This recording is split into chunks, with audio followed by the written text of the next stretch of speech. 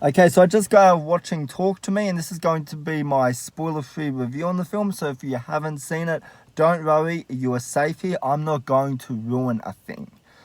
But jumping right into it, Talk to Me is not the scariest film of the year. A lot of critics are hyping this film up and calling it the scariest film of the decade.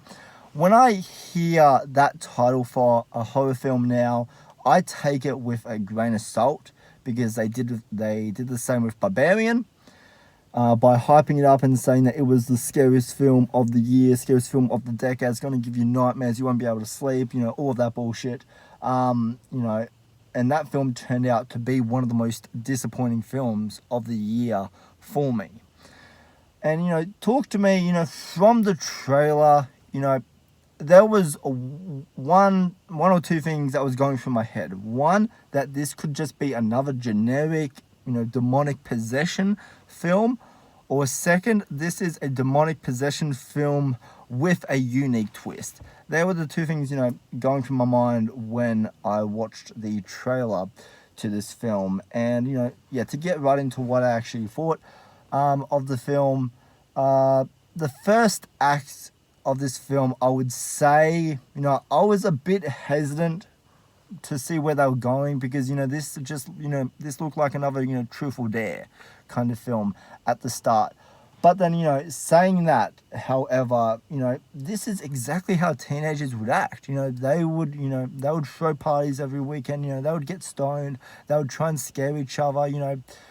Every one of us has done the Bloody Mary challenge, where we look in a mirror, we say Bloody Mary 3 times, we hold a candle up, and all that shit. So this is a very realistic situation. Like, we've all done this type of stuff at one point in time. We've all there's always been that friend that has come to you and be like, hey, you want to play with a Ouija board this weekend, or yeah, you want to come over to mine, and all that. Like, we've all been there, done that.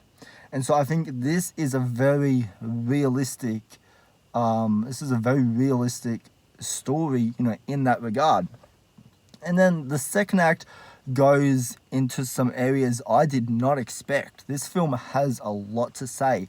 There's a lot of depth and ground to the film, and this film has a lot to say about past trauma, motherhood, like you're feeling isolated, from your own family and friends and all that. And there's a lot of dread in the film and what our characters deal with, because there's a tragic event that happens to one of the characters in the first act, which sets up the entire rest of the film. And I really liked, because there's a point in this film where it really kicks into gear. And like the first act, it's all getting to know his characters. It's all it's all fun and partying and games and all that. But then once it actually gets into the second act, where you have to kind of also keep in mind that these characters are only like probably early 20s at best. And they've just witnessed like a death for the first time, and they're the ones that are actually responsible for it. So there's like a lot of weight on their shoulders, and just I really like that, because I think as a teenager, I think there's a lot that teenagers deal with, still being in those very early stages of their life. And just I found that incredibly brilliant in this film. And the opening to the film as well. This film opens very strong. This is probably one of my favorite opening sequences behind Scream. I'll go as far to say that this is probably, if not my second or third favorite opening sequence, right behind Scream. Like the opening sequence of this film is perfect. It sets up the tone perfectly for the film that you're about to witness. Now, to talk about the third act, that's a little bit more difficult to talk about in a spoiler-free review. But I think the best way that I can describe the third act is like kind of play a Inception type trick on you here, where there's a lot of like mind-bending events and there's a lot of stuff I guess you have to kind of think about in the third act. But I think what the third act was, building to, and what the payoff was, I think if you go back and watch this film a second time, I think there will be a second, there'll be a second in interpretation, knowing the events that unfold as the film goes along. And yeah, that's really all I can say about the third act. There's some twists and turns in the third act I did not expect at all, and I thought it was absolutely brilliant. They hit it on the head.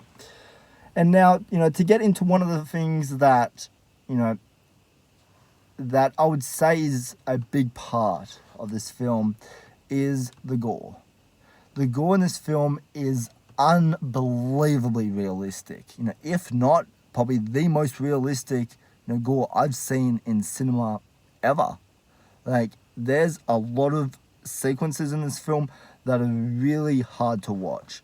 There's a lot of scenes that are gonna have you, wincing and looking away from the screen. But all of the gore scenes I thought were really well handled, because there's only a handful of them in here, but there's a point behind them. It's a part of the narrative. It's this, once this demon does take over, once you've gone over 90 seconds, and this demon does take over, it's tormenting you. You have no control over your body, and I think this film really leaves you feeling helpless. There is an eye gouge scene which, yeah, I'm just going to leave that there. Watch the film for yourself to witness that, but I did not expect this film to be as gory as what it was, as disturbing as what it was. I'd compare my viewing with Talk to Me to Smile. Like, I had a very similar reaction with both films here. And I'm just trying to think if there's really anything else I can say, because this is a film that's really hard to talk about in a spoiler-free discussion here. But this is a film that, I think the more you watch it, the more cues that you'll pick up on. If you've seen the film, you know exactly what I'm talking about when I say that. And all of our side characters in this, I really liked. A lot of these characters, especially the mum character, she, just heard the news that, that this character has died, and all that, and she takes up smoking, which is a very realistic, motive to take, and just the whole film is surrounded with this sense of dread. I said that earlier, I'm going to say it again. This film makes you feel helpless, because all of these characters, they're all, at least most of the characters, not all, but most of the characters, are hallucinating, and they're seeing all of these, demons and creatures and, previous loved ones. And, speaking of, creatures as well, the creature designs in this film, some are horrific to look at. Yeah, some of the creature designs, especially the more earlier ones, I thought was really disturbing to look at. But I'm gonna be honest, I did not expect this film to be as good as what it was. I think this film, it takes the demonic possession, genre, and I think it tells a very unique tale. Which I really appreciate, because it's very rare nowadays where we actually get a horror film that is unique. I mean, we've been there's been some really good ones, over the past 2-3 years. We've had X and Pearl, which I thought were absolutely brilliant films. There we've had Midsommar and all of that, Hereditary.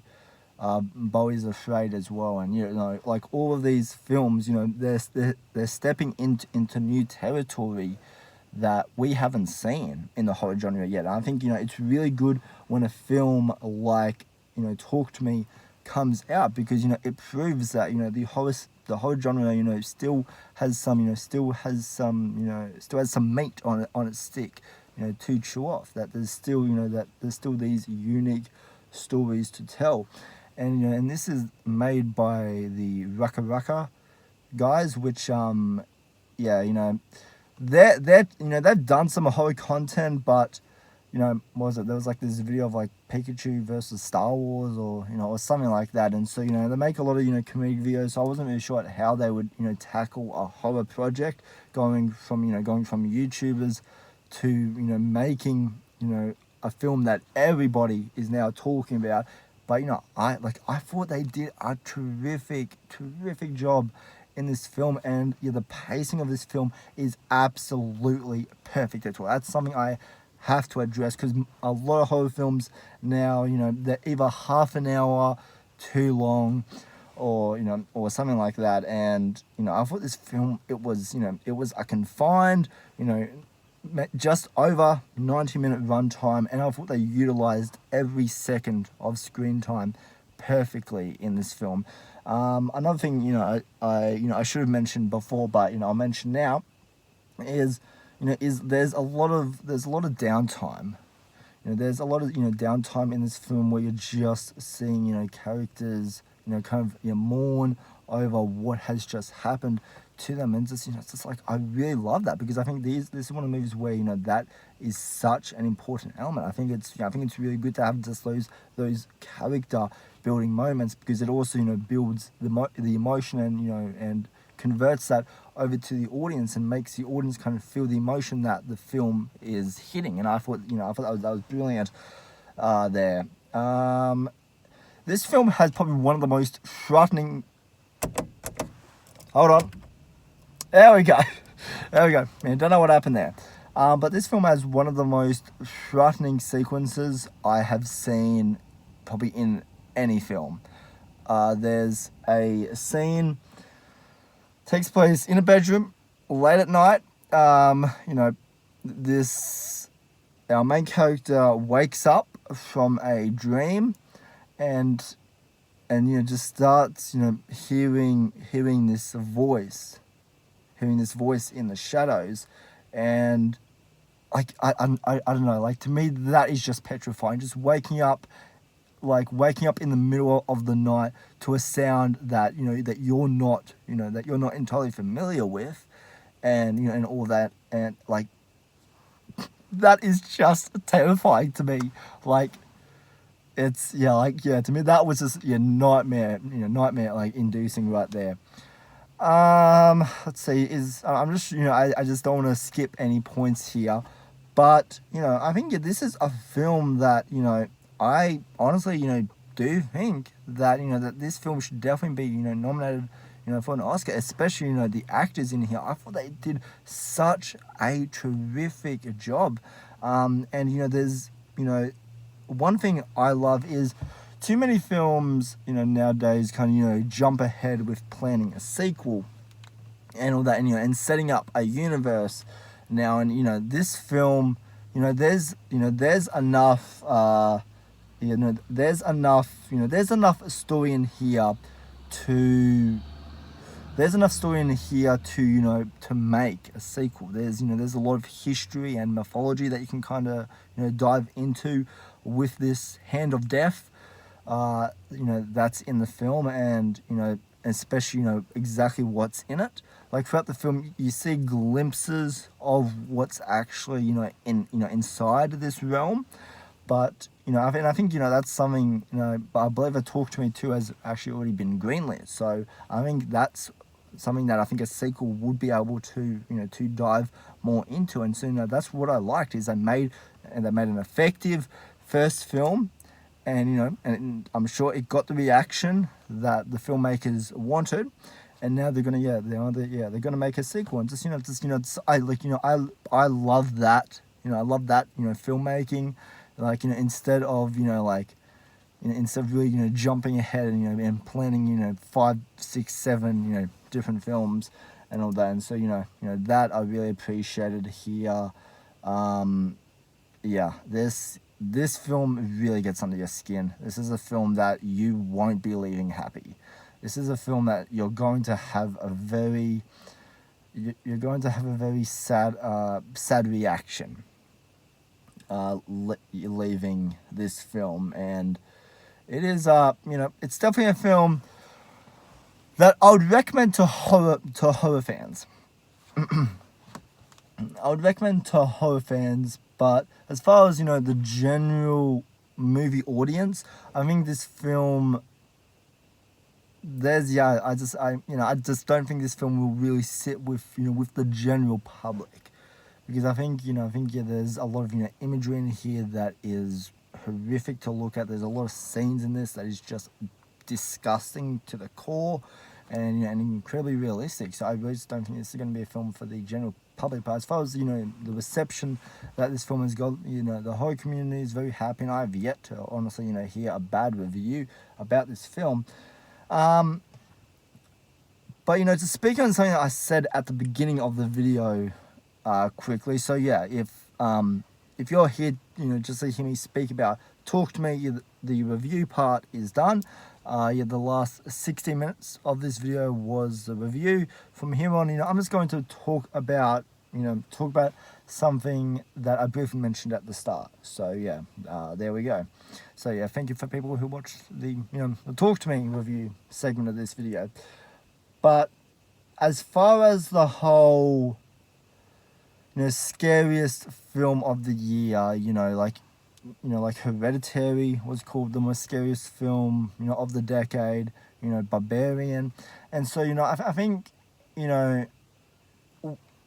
when you hear so much about a film, when you hear so much buzz and critics are hyping it up and all that, I think there's a lot more high expectations you have going into a film like this if you didn't if you compared to if you didn't know anything about this film, or if this film didn't have a whole lot of buzz talking about it. I'm not entirely sure if that does make sense or not, but and so I think for me, this has been a film that I was originally going to wait till VOD, but I think that this is definitely a film that needs to be seen with an audience, because I only saw it with like probably 5 other people in my auditorium, but the reactions to all of the kills, to all of the gore,